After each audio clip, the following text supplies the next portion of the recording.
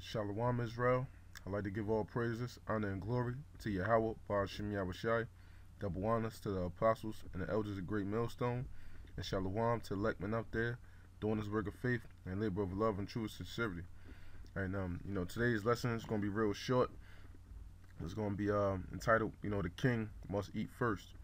All right, and just basically, before we get a chance to enter into that heavenly rest, Lord willing, we are part of the elect, and to receive, rest from all these worries, these sorrows, and this hell here, in Babylon, the Most High, he has to get his portion first, man, and the Most High, he has to get his glory first, before we are to receive anything, and that's something that we always have to be mindful, in this truth, because, in Ezekiel 36, and I believe verse like 22 through 24, it says, the Most High said that, I do not this for your sakes, O house of Israel, but for my holy name's sake, which ye profaned among the heathen, whither ye went, so the Most High is doing everything first and foremost for his glory,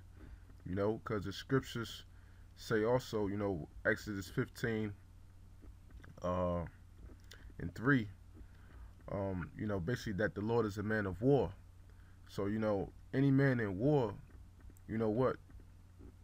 You want to make your power known, you want the world to know your power. When you went up in this battle, that you did your thing and you came out victorious, and you want to be glorified for that, And when you look at times of old, like what the famous story of Achilles, and when you watch that movie Troy, his mother, was a so-called goddess, and she gave him the option. She said, if you don't go to war, you'll have children, you'll have many babies and things of that nature, and your generations will go on, but eventually your name will be forgotten. But she said, if you choose to go to war, then you will die in the war, but you will gain an eternal name.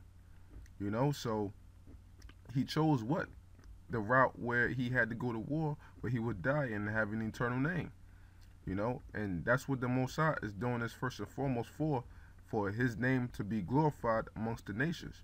That's why we have to give all praise, honor, and glory to YAHAWASHI first and foremost before anything.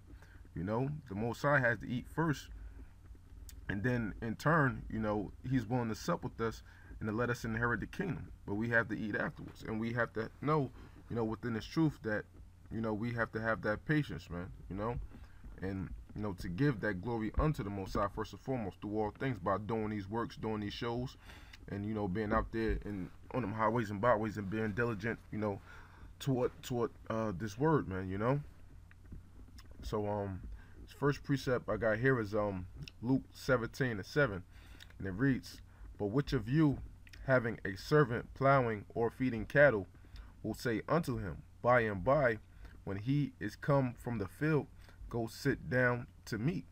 So, right, if any of us have a servant, he came out from the field, doing his job or things of that nature.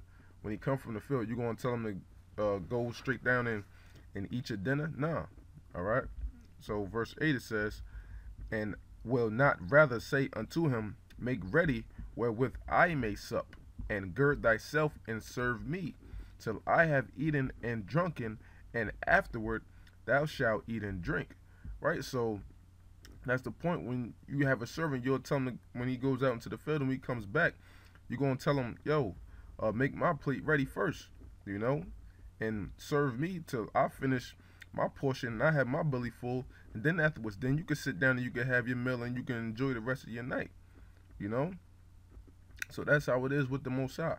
We're doing this work, first and foremost for the Most High, and for our salvations and for our brother's salvations, but the Most High, he has to eat and he has to drink first. And, in Isaiah, matter of fact, I have it up here. Isaiah 46:10, it says, what? Declaring the end from the beginning, and from ancient times the things that are not yet done, saying, my counsel shall stand, and I will do all my pleasure. Right? So the Most High is trying to do all of his pleasure. And that's what? Pouring destruction upon, the wicked of 2/3 of our nation, pouring destruction upon Babylon the Great, this whole America, and upon the rest of the nations, man. That's a part of the Most High's appetite. So he's going to make sure that he eats and he drinks until he's full, until he pours out these plagues of destruction upon this place, and until he delivers his elect. That's all a part of, the Most High eating and drinking. Like, we were speaking in camp this past week, about, the elites, how it says in Job that, before they finish their belly, when they're about to fill their belly, the Most High shall, cast their riches up out of them. So they're trying to fill their belly, by completing this new world order. And the Georgia Guidestones, basically it's like their menu. And when they, try to complete all those things, within that menu, then their belly shall be full. But we know that the Most High is going to upset them while they're trying to fill their belly, So just how they have an appetite, which they're trying to fulfill their hunger and be satisfied, the Most High is doing the same thing. But the Most High is going to complete, his supper, man. The Most High is going to make sure that he eats and does all of his deeds first, by his counsel standing. And that's what the prophecies, all of these prophecies and things that are coming to pass that are right before our eyes, man, So after the Most High does what he does, and then we will have the chance, Lord willing, we are a part of that elect, to eat and to sup with the Most High, with the kingdom, man. But, in the midst of that, we got to know that, a couple things within this truth that you got to have is that endurance, and we got to have patience, man. Those are two key principles that you got to have in this truth. Endurance, because we know that we're in a race, and you got to have patience. And through patience, you learn many things, man. You learn slowly but surely how to grow within the knowledge, grow within the grace of this truth. You gain more understanding, you gain more wisdom, because the scriptures say, that wisdom bringeth to a kingdom, man. And through patience, you learn many virtues that the elect will possess, man. As it says in Colossians 3:12, like, put on therefore as the elect bowels of mercy, kindness, lovingness, forgiveness, so on and so forth.